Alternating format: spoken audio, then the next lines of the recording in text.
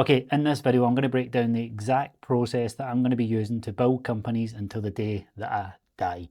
So this isn't going to be one off-the-cuff, flashy new tactic that you see kicking about that's driven by AI.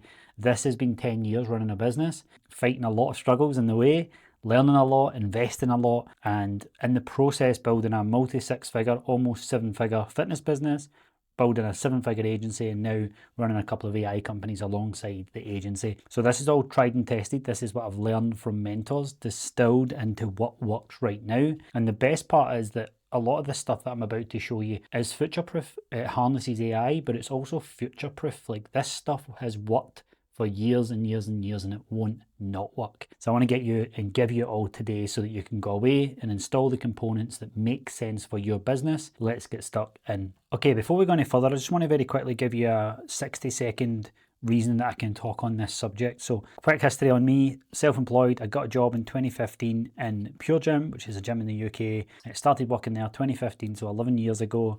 And then I moved on to becoming a PT that gets his top off as usual. Started my first sort of name of my business, my personal training business, was Hawkeye Fitness. Then I moved to becoming the Glasgow PT 4 years later. And then I started running like online transformation challenges and stuff. And then I moved on to running my own gym, which was the Glasgow PT. Here you can see the gross volume on Stripe. This is 911,000. That's total over the years that I started using Stripe. The first few years was just cash and a bit of a mess. So I only counted the time that I started using Stripe. So I was not far away from it being a 7-figure business over the time that I started using Stripe. Then I created the Upgraded Coach, which was a business mentorship style program. From there, we matured. We realized we wanted to start helping even better, bigger fitness businesses. And then we rebranded as the MRR agency, the monthly recurring revenue agency. From there, I've now created an AI company called fitnessads.ai. You can see the website here. And then now realestateads.ai, which essentially is running advertising and positioning advertising as well as AI infrastructure for real estate companies and some other niches as well. Fitness Ads AI is, of course, everything that we've learned over the years of running fitness advertising, plugged in for a very, very cheap price for personal trainers, coaches, fitness businesses to turn on and off campaigns that just get them leads inside their calendar, in their emails, in their inbox every single week. Won an award for Specialist Marketing Consultancy of the Year. I just wanted very quickly, it's more than this now, but I took this screenshot a while back and just thought I'd use it here. I spent 180,000 in one account and 21,000 in another, spending 200k of my own money on paid advertising. So this is why I think I'm equipped to tell you this story, and hopefully you can take from this and go forward. So I think I've spent probably about 128,000 it is probably now of coaches, consulting and mentorship. So I've kind of learned from a lot of people from different places, some great, some not so great. By the way, I've learned either way. So I've kind of come up with this process, and this is honestly the process that I will use. I'm going to use it on realestateads.ai. It's already in process. Fitnessads.ai and any other company, including the clients we work with, their companies, because I'm helping building them. So we'll be installing this exact process. So it's called Find, Fill and Hold. This is the complete growth system. By the way, if you want this full process that I'm about to share here, if you want the Miro board or the Miro board, whatever it's called, then just message me on Instagram, chrisbradley.mrr. Just message me and I'll send you this exact Miro board. So let's get stuck in. So first things first, when I start to work with a company or when I start my own business, number one is find. Like, what do we need to find? Well, we need to locate the open hole in your market before spending a penny, a pound, a dollar on any advertising, on any editors, on any contractors. You need to find the open hole in your market. So I'll give you an example of this. When I was running the Upgraded Coach, which you saw here, it was fine. You know, I made good money. I was kind of living off of my name as a PT and people wanted to learn from me. They saw success, but that quickly ran out. Like, I had to show more credibility than just my journey to be relatable.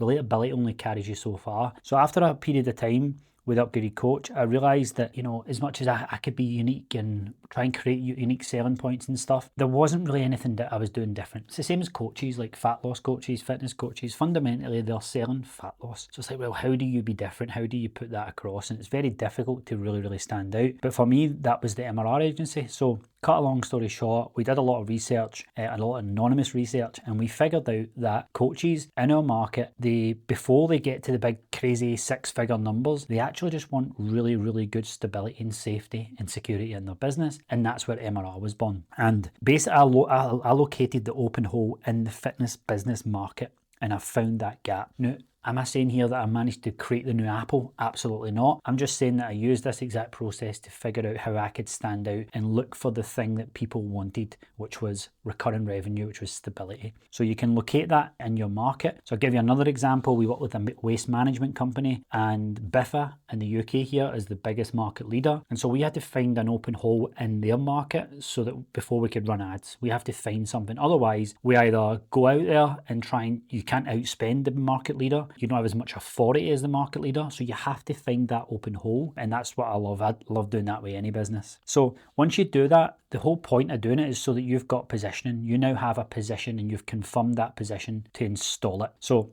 I'm kind of playing this short here. Like, there's a big process of this before we move on to the fill section, and I'll go on to explain it more in a minute. But once we find that, if we think it's a great idea, great. And I'll tell you a story about this as well. Like, as soon as I discovered the MRR angle, I thought this is going to be incredible. This is it. And then I realized that over time, I realized that a lot of fitness businesses, because they're smaller businesses and they're busy and maybe aren't as mature in the space, they didn't know what MRR meant. So I'm away with signs and big rebrand and all this sort of stuff. And then I had to spend about 6 months educating people on what MRR actually was. In other words, educating them on why they need it and why it's important, which is never a good place to be. So I found a good gap in the market, but there was a reason it was a gap, because no one knew about it. So there's that aspect of it as well. But I would much rather spend 6 months creating a convincing argument or a compelling argument so that people can hear a really good offer. And so that's what I did. So we then move over to the second part, which is fill. Of course, as it sounds, fill your service, but not just filling your service. You have to install your position into the mind of your market at scale. Okay, so I'll give you a quick example of this. Is like, as soon as I come up with MRR, I had to go crazy with it. So our big rebrand video, I'm shooting a big t-shirt cannon. We announced it at a big event. I went all in, got the sign, trademarked it, you name it, I done it. And so one of the important things here is that not only to install the gap that you've found in your market's mind, but to install you, the founder, as the person that they associate with. So now in the UK, like, if you mention the words MRR, you're going to think of me, whether you want to or not, whether you like to or not. You're gonna, because I've installed it in the mind. It's also taken a lot of money to install that. I've run ads for a long time, continued to pay and push this angle. So much so, and a good way to know that you're found an angle is when people who have been in the game a lot longer start copying you. And that's what happened with me. So next is you get your position installed, and then now you need to hold it. So this is really a fancier way of saying what you're going to sell, who to, what's your unique selling point, filling it up. How can you then position that and put it to the prospects so that they can go, I want that and I need that. That's exactly why you're definitely different from what I've bought in the past. And then hold is just how you deliver on it, how you make, create amazing client results and all of that good stuff. So not only, how you deliver the result, but the systems and the fulfillment that you build to get there. So you can see here, build the systems that stop the position leaking once it's won. So I need to be more ruthless than anybody else who comes up with MRR. And one of the other reasons that we created MRR was because we could go broad niche, which we're doing now with real estate, waste management, heating companies and things like that, because I wanted it to be future proof. And really all the businesses are the same. So most businesses, they need systems to fix that positioning and obviously keep it. So you've got traffic. You can see here on this diagram. Let me just use this setting here. You can see here the little bolt. If you don't get this right, then of course your pipeline for traffic to leads to signups breaks. So in other words, here's the money, your positioning is good, but if you don't have the throughput to get to the sale, then it's pointless. And how you get that is of course systems, automations, processes, funnels, all of that best practice stuff. So you can see here. So here's the 6 categories that we look at here, and you're going to love this, by the way, so pay attention. So the 6 categories, number 1 is competitor mapping. So we actually look at, okay, by the way, this is the process that if you brought your business to me, this is the process that I would carry out personally, right? So first thing is competitor mapping. Map who the market says is the leader. Now this is important. This is not what you think. It's who the market says is the leader. So just quite honestly, do your homework, do your research. You can use AI to do all this research. You can ask 10 to 15 peers, just get an absolute honest answer. Some people, especially in the fitness scene, live in a little bubble and they like to think that they're the best at what they do, and because 20 people tell them how amazing they are, they don't zoom out and face it. Now, I don't care if the market leader, you just don't believe in what they say, you don't believe in their ethics, their values, it's not up to you to do that at this stage. We need to because it doesn't matter what you think. What matters is what your actual market think. If they think someone's the best and you disagree, what are you going to do? You need to just understand why they think that and then move them over to your positioning, angle, USP, way of thinking. So the next thing you need to do when you know who the market leader is, you need to build a ladder around them, right? And I'll explain what that means as we go here. Number 2 is ad account analysis. So audit what competitors are running. Long running ads are profitable ads, of course. Find the proof before spending a penny. So one of the things that we did when we took on the waste management company is we checked Biffa's ads, we checked all of these massive competitors, right down to the ones in the UK who are launching ads. And after I did that, by the way, like, you can't imagine how many ads I got served, because that's all I was looking at. So now I just got filled with waste management ads. But this is important because we want to get a quick win for our clients. And one of the ways we can do that is look at what successful ads are out there and put our own spin on it, put our own positioning on it. So a really, really deep ad account analysis is crucial for this. And then we have number 3, winning angle research. So we're going to identify the hooks, the themes, and the emotional triggers already converting in your market. Like, remember,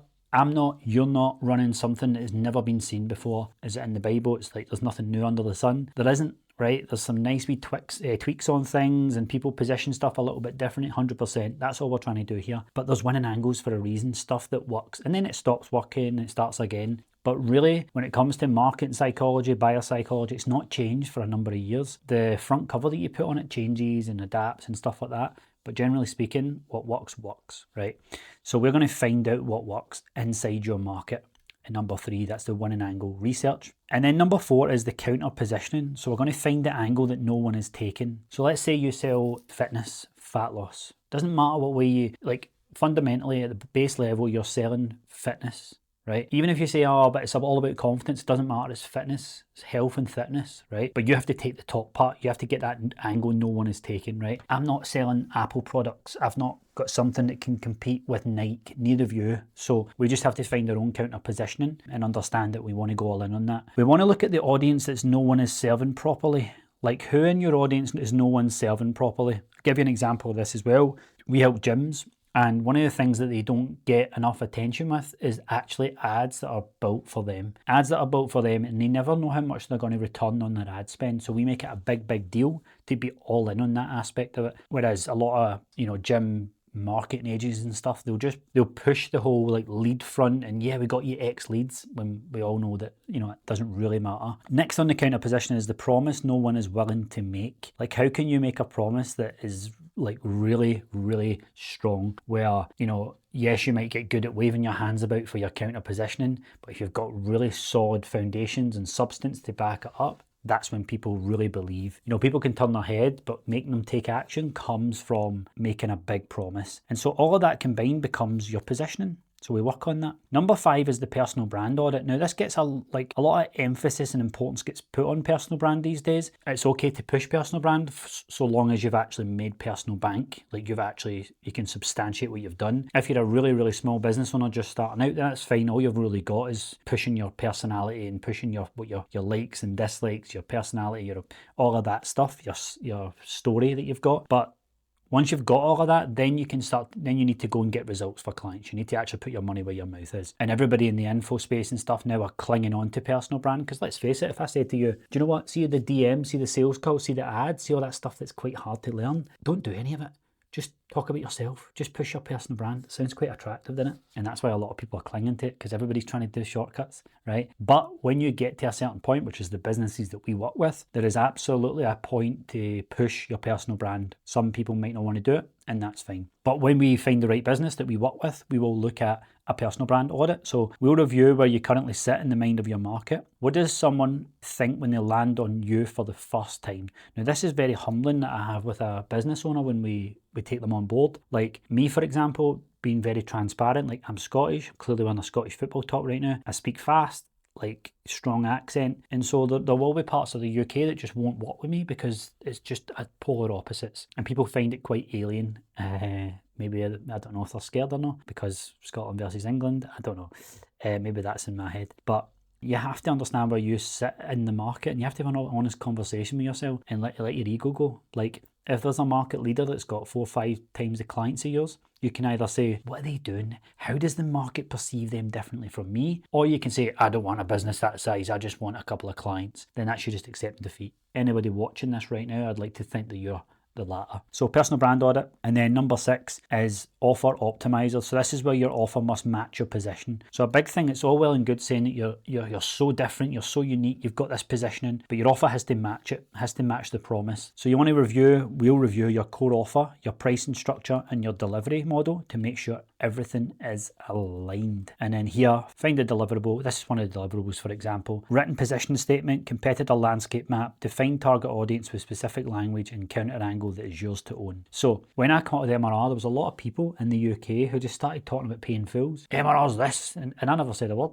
I never came after paying fools. They saw my positioning and they reacted to it, which of course is a great thing.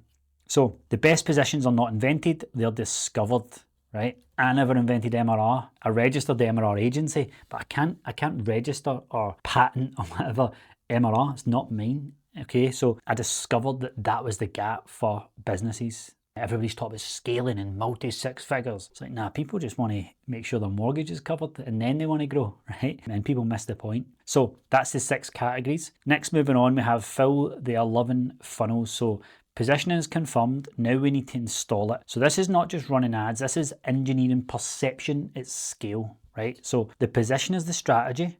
The funnel is the vehicle. The chat to call system is the conversion engine. Now, of course, this doesn't mean that this is 100% going to fit every business that we work with. There'll be parts of it that's like not suited to this business, but I wanted to give you everything so that you can, there's a greater chance for you to grab as much as you can from and value from this training. So typical funnels that have worked incredibly well for us. These are funnels that I've paid a lot of money to learn from people way higher up in the industry than me. So number 1, a lead magnet funnel, drive cold traffic into a lead capture sequence. Your KPI here is of course your cost per lead and your opt-in rate. So by the way, these funnels that I'm about to share with you, like we have SOPs and KPI documents fully for this. So when we pull a business in like B2B, B2C, we'll tie it up with the cost per lead, we'll tie it up with the industry so that we're on track and make sure that the client gets a return. Next is book a call funnel, which is drive warm traffic directly to a sales call booking. The KPI there, of course, is cost per booked call, show rate. Website, so personal booking, pretty simple one. Personal site built for direct inquiries and bookings. So we're looking at conversion rate, visitors, direct inquiries. Retarget and direct to buy, which is one of my favorites for an online business. So you want to re-engage warm audiences here with a limited time offer. So the KPI here is return on ad spend, conversion rate. Next, we have the organic profile funnel, whether that's on Instagram or Facebook or whatever. Typically, Instagram works really well for this. So you convert profile visitors into DM conversations. KPI here is profile visits to DM rate. IG DM ads, as simple as they sound. So you're looking at cost per DM. Free training funnel, challenge funnel, lead form ads, LinkedIn playbook, and postcode dominations. So we haven't worked with a business yet where like none of this applies to them. Like we haven't. If you install 3, 4 of these, 5 of these, depending on the season, depending on the time, depending on the staff that you've got, your sales process, these are I've signed up to a lot of places. There's not any other funnels than this really. Like nothing. So these are powerful and these are all ready to go. We have these all templated and ready to push the offer positioning in the certain client business. Moving over to the chat to call system, I'm not going to spend too long on this, but this is of course just as it sounds. Like how can you create conversations that lead to calls or sending an offer doc, whatever your conversion way is. So converts cold and warm leads from social into booked calls, no landing page, no ad click, no waiting. So step 1, identify warm leads from your profile visitors, open with a context-led opener, no pitch, no ask, qualify through conversations, use a structured framework. Step 4, transition to a booked call only when the lead has self-identified as ready and hand off the sales call with full context so nothing is repeated. So an example here, conversation to booked call rate, target 30 plus. Let's say you generate 14,246 leads. £28 average cost per booked call. That's what one of our clients has got. 4 million plus total impressions delivered. So this is one of our online clients. This is his exact stats. That is that piece there where we actually make some good money. That's the process. And then we have the whole part. So it's like, okay, we've got the clients, we're positioned. How the hell do we live up to these promises that we claim to deliver? So I created these pillars for a fitness business and then I rolled it out to other businesses and it all applies, every part of it, right? So this is where we build the systems that stop the position leaking once it's won. So most businesses spend everything on find and fill, they acquire well and they retain badly. Hold is the systems layer that stops the position eroding. So another reason that I come up with the MRR agency is like everybody, think about all the big sales experts, Grant Cardone, Andy Elliott, there's loads of sales specialists. How many recurring revenue specialists do you know? Very, very few. I don't like any, apart from me now. But really, how many people focus on retention? And if they do, they're not viral, right? They don't have viral videos and everybody going, oh, these are, no one, Andy Elliott and stuff, they phone up car places and be like, I want to speak to your sales manager. Do you ever see that for like retention? It's like, oh, here's how to retain a client. It wouldn't go viral, right? Nobody focuses on it. And this is why we're so big on recurring revenue, because I don't know about you, but I don't want to sell all the time. I want to keep clients and I want to have a good time with good people and create with them. Whereas a lot of people just want to keep selling, and that's fine, but there's people leaving out the back door. So, and to drill this home, it's 5 times more expensive to acquire than it is to retain a client. 25 to 95% profit increase from 5% better retention. Think about that. You can increase your profits from 25 to 95% if you just increase your profits 5%. 80% plus retention baseline we build towards. So this is where, really depending on the business, you might not want that to be up at 90 if you're maybe a fitness business or whatever. But generally speaking, let's just aim for 80. So now we have it here. Here is the 10 pillars.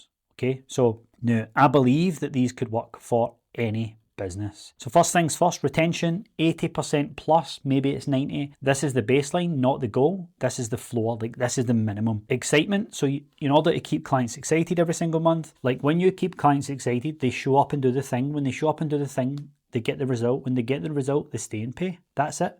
And you need to get people excited by your service. Authenticity. This is where you lead with raw truth. Clients will stay with people that they trust. So you need to be authentic. Ascension. Building higher tiers for clients who are ready to go further. Whether they're ready to commit to a higher level, more time with you, they want the status, whatever it might be for your business. Ascension is the key. And then we have community. So clients stay longer where they belong. Build the room they want to be in. And I'm not just talking about a WhatsApp group or something here. I'm talking about an actual community of high-level operators depending on what you do. And it doesn't have to be much work. It doesn't have to be a long-term thing. It can just be something as simple as once a quarter or once every 6 months, you get these people in a room together and you see how valuable community can be. Scaling margin, not just revenue, so profitability. Revenue is vanity, margin is sanity. So again, we need to make sure our business is profitable. And you look at a lot of business mentorships and places like that out there, they don't even look at profitability, which is crazy. Next, we have fulfillment. So obviously outstanding delivery beats more features every single time. Systems, so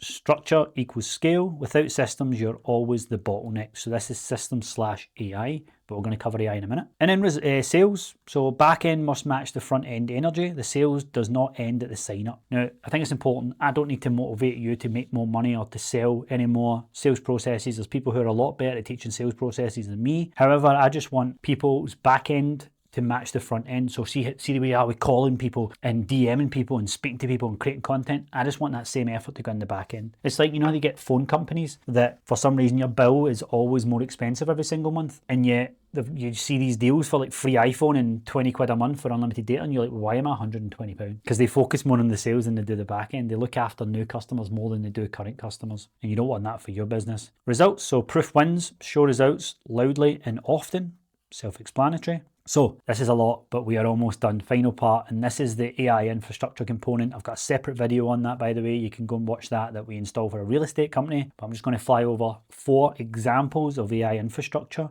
that we'll install into any business. First things first is a lead response automation bespoke to the business. So, I'm working with some small gyms. They'll get, a bespoke one built for them, which is pretty simple, pretty easy. One offer, one location, easy to build. Right through to a process that has to handle about 100 to 200 high quality, high value leads per month to make sure that, these people are not getting missed because they're worth a lot of money, 25k plus. And then we have CRM qualification agent, so qualifies leads via conversation before they reach out to your team. Then we have retention trigger systems, so monitors engagement signals and fires re-engagement sequences automatically. Reactivation engine, so works your existing database to re-engage leads that have went cold. And to end here, the window to move first is open. It will not stay open. So I don't say this for any scaremongering, by the way.